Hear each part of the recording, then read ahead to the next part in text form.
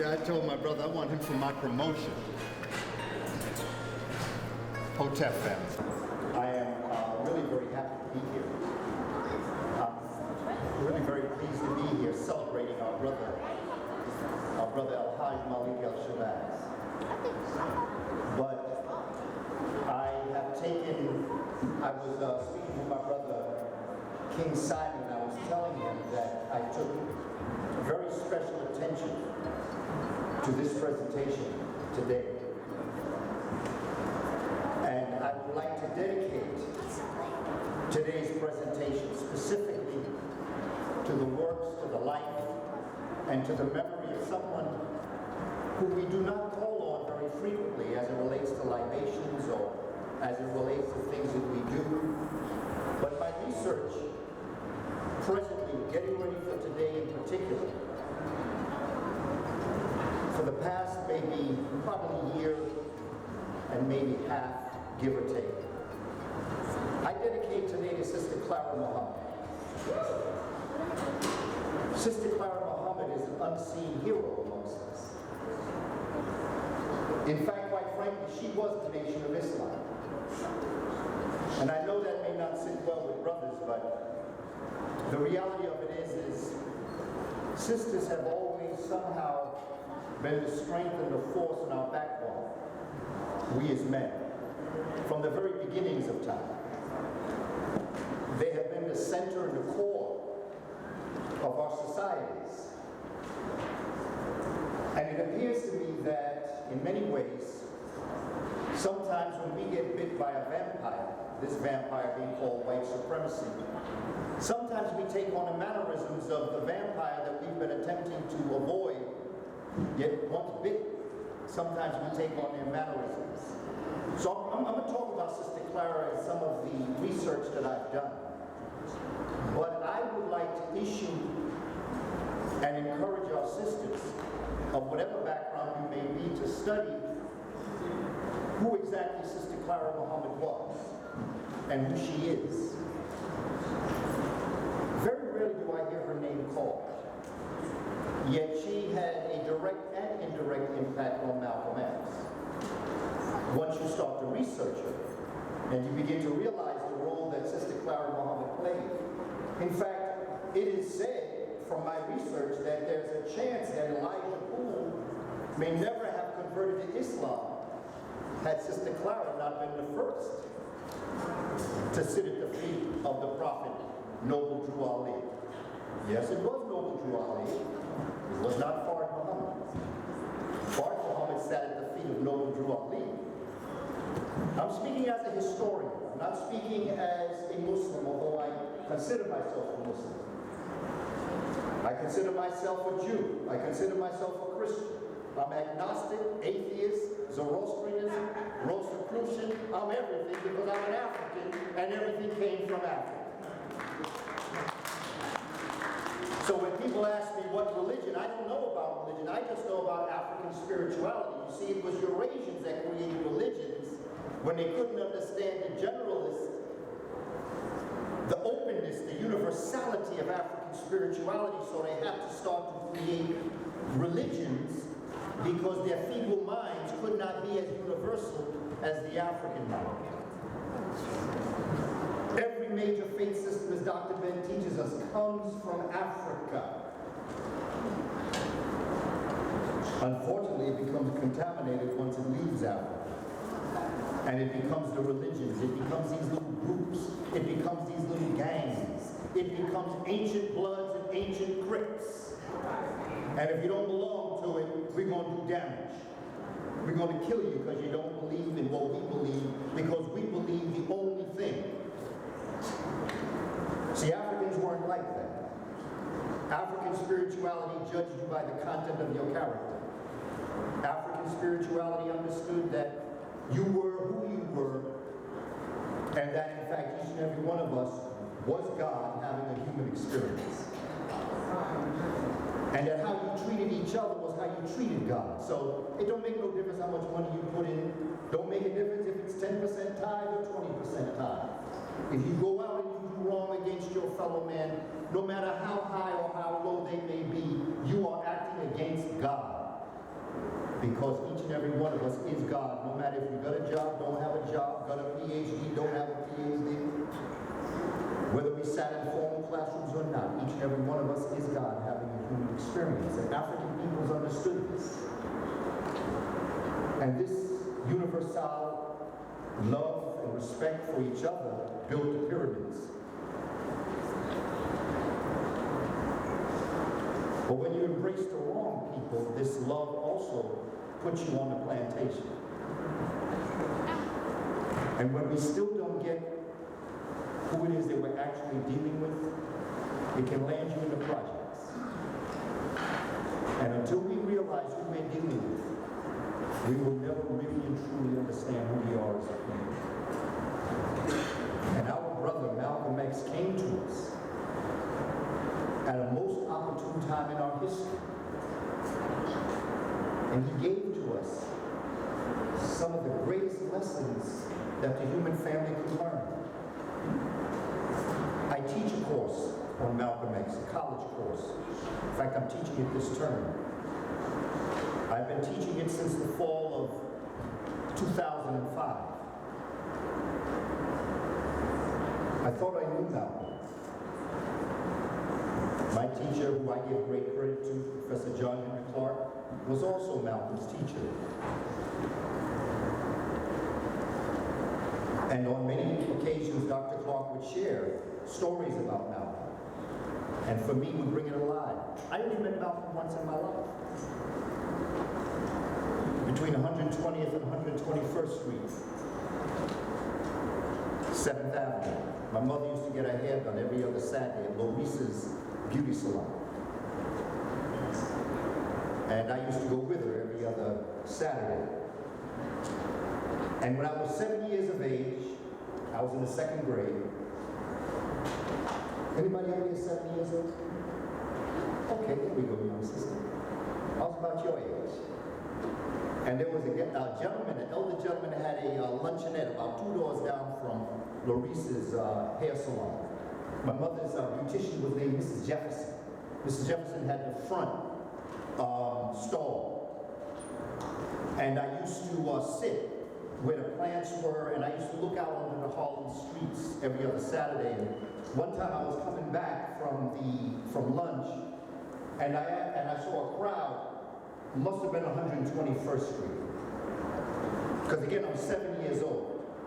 These are my memories. Big crowd. And I asked my mother if I could go down and see what was going on. In those days, Harlem was what Harlem was. And she said, yeah, be careful. All the other things that mothers tell children. And I went, and I was 7, so I was small, so I could work my way through the crowd. And I worked my way through the crowd, and I stood in front of this gentleman, tall. I remember him tall. See, because I'm 7, so this is a tall brother. And I start, and I look, and I mean, this brother's not ending anywhere soon. So I'm looking up at him, and something catches my attention. This is all going to relate to what I want to tell you because it's so important with the children that are sitting here right now looking up at me. And all of you for that matter, but children in particular. And I was fascinated by this man. And I was looking up at him. And I had never seen anybody like this before. And I kept staring at him because I was trying to figure something out. I was trying to figure out where his forehead ended and his hair began. Because I never saw a man whose complexion was the same color as his hair. And I'm staring up at him, and I'm just engrossed because where's his forehead at? Where does his hair begin? And I'm just staring at this man, staring at him.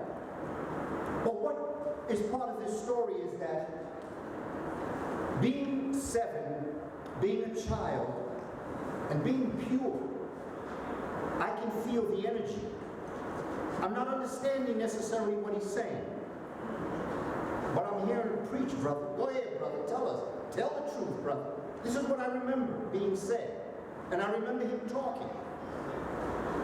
And I remember me looking up at him, trying to figure out where his forehead ended and his hair began.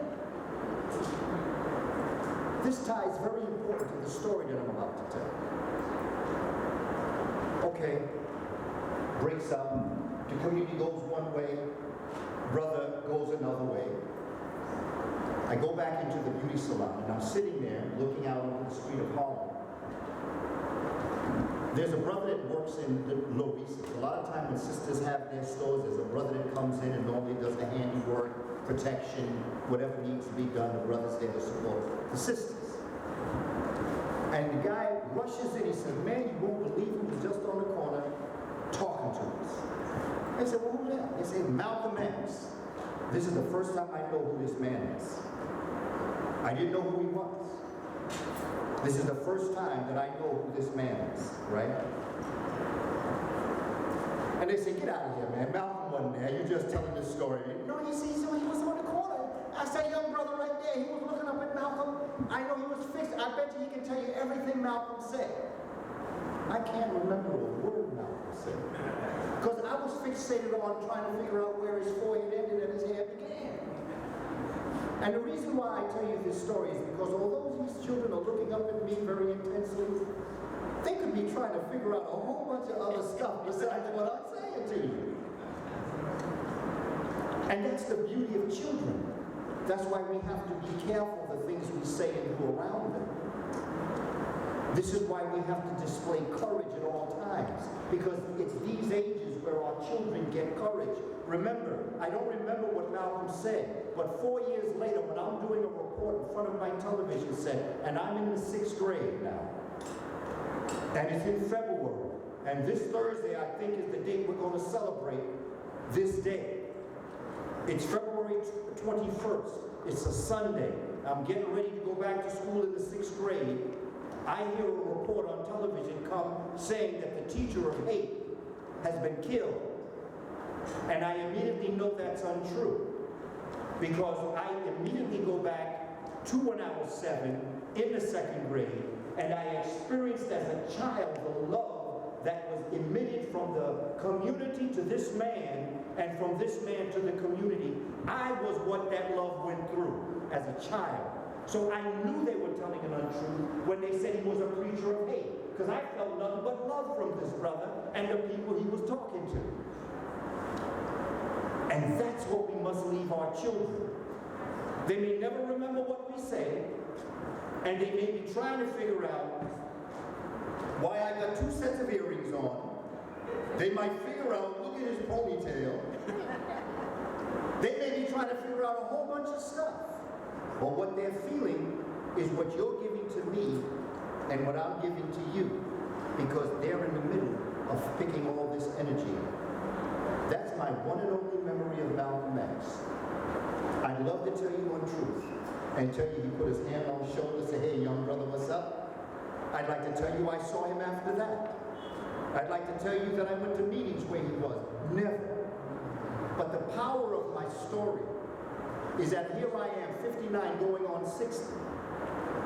And that story was so important to me, I feel it important enough to relate it back to you. That's the memory that I have of Malcolm X. Everywhere I go, I tell that story. I start my college course off by telling this story, because of the nature of the power that this man had. That, think about it, colleges all around the world have courses on Malcolm X. They have stamps all around the world commemorating Malcolm X. They have buildings and streets named after Malcolm X.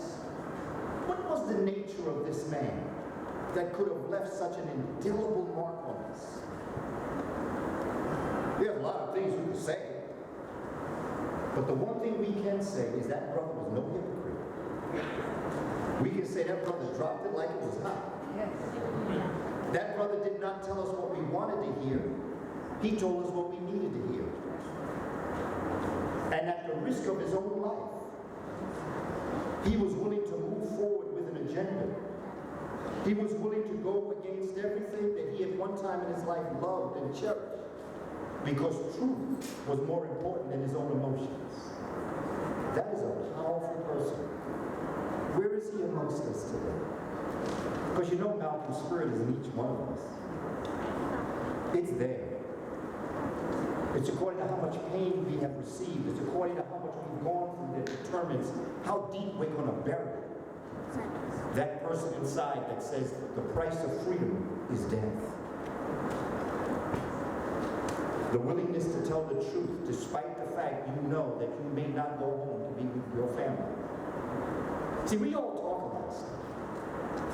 When I say we all, I'm first on line. So I'm not pointing a finger at nobody. But back in those days, what was the courage that this brother had? What was the power? And what is the story of Malcolm? I haven't come to talk about the negativity. I haven't come to talk about the issues that came about.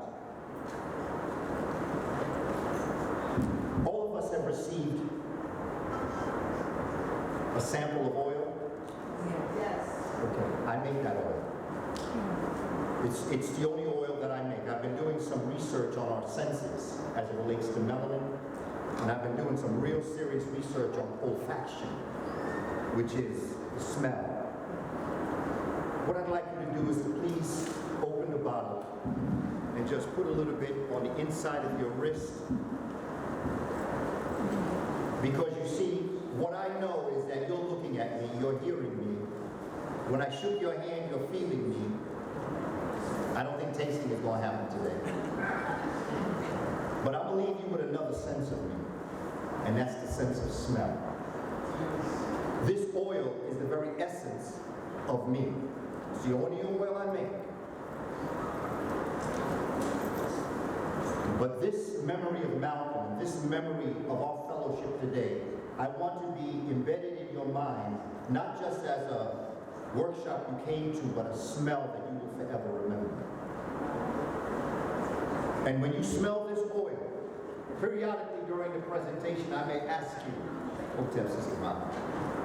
I may ask you to please refresh your olfaction. But I want to leave you with a smell. And I guarantee you for the rest of your life, you will remember this presentation through the smell. This is how the mind works. This is how African people are.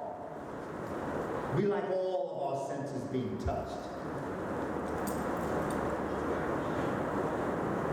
And although you may not taste me, I see there's collation on the side there. I hope you all support the vendors who have brought food, because you will remember this presentation through our sisters' food. In fact, I ask you to support all the vendors. They are our small black businesses. They are our Wall Streets of today. They are our Black Wall Street.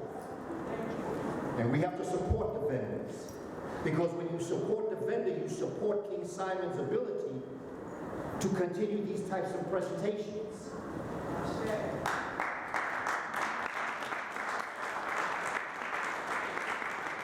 I know money. And I understand it's not the money that's the problem, it's how you use it. That's true. Money is a wonderful thing. Black folk, we love good stuff. We come from a tradition of having good parties, wonderful dress. We had so much gold, we used to tether our horse by the gold. The Nubians used to dress their horses in gold.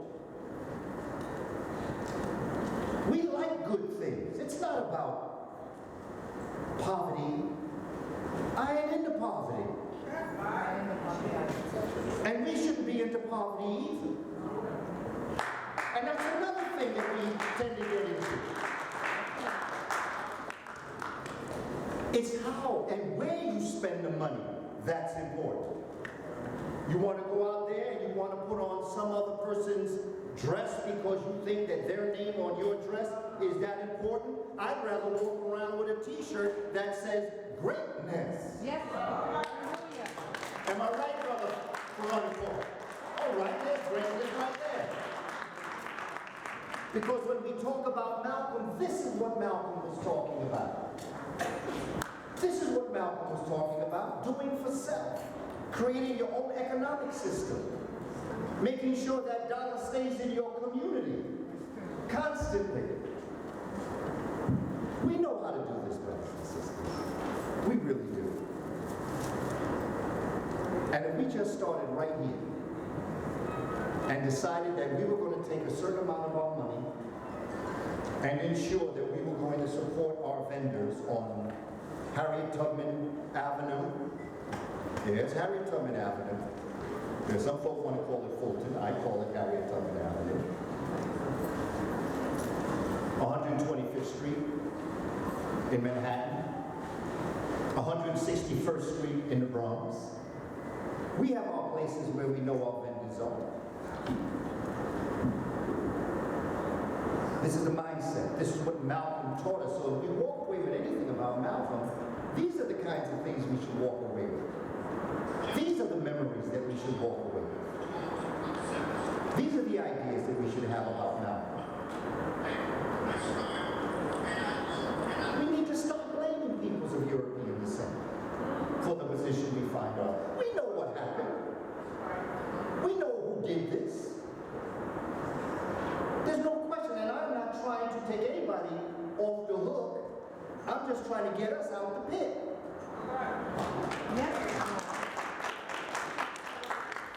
Because if you blame somebody else for the position that you find yourself in, you also give them the power to get you out of that position, but you also give them the power to keep you in that position. That's true.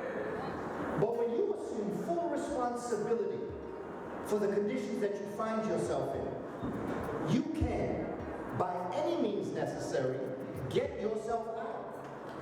And then when they, who would wish to oppress you, come to you and question you, you say, you ain't part of this. I didn't blame you. I didn't call your name. You're not part of this. Back up. You got nothing to do with what I got to say. You're not part of this. But for as long as you are continuing to bring them into the algebraic equation, they have a right to question your equality. When you step them out, they have no right to speak. So therefore, talk to the hand. Do you understand what I'm saying? Because that's very important. I want you to understand what I'm trying to say, because I'm not saying don't realize what got us into this situation. What I'm saying is somebody throws you in a pit, it's their fault. But if we stay in a pit, it's our fault. And I'd rather not spend my time complaining about who threw me in the pit. I'd rather spend my energy getting out the pit. You see? And that's what Malcolm was teaching us. This is what the Honorable Elijah Muhammad was teaching us. And so while I dedicate this presentation to our sister, Clara Muhammad, I also want to recognize this wonderful, powerful relationship between father and son. The relationship between the Honorable Elijah Muhammad and the Honorable El-Hajj Malik El-Shabazz. I want to focus on that. I want to focus on that this afternoon because in focusing on anything else, we allow people to continue to separate us and to destroy us. Yes, there were tragedies that occurred, but we're not here today to talk about those tragedies. We're here to talk about the triumph. We're here to talk about this man, Malcolm X, and what he accomplished. We're here to talk not just about Malcolm X, because you see, the course that I teach is called Malcolm X, the Man in His Times. And what's important as we go through looking at historical records is that we have individuals who have shaped history. They've shaped history, both males and females have shaped history. They've changed the times that we're living in. But at the same time, that individual is being shaped by the times that he or she was born in. Their response to the times they're in is what shapes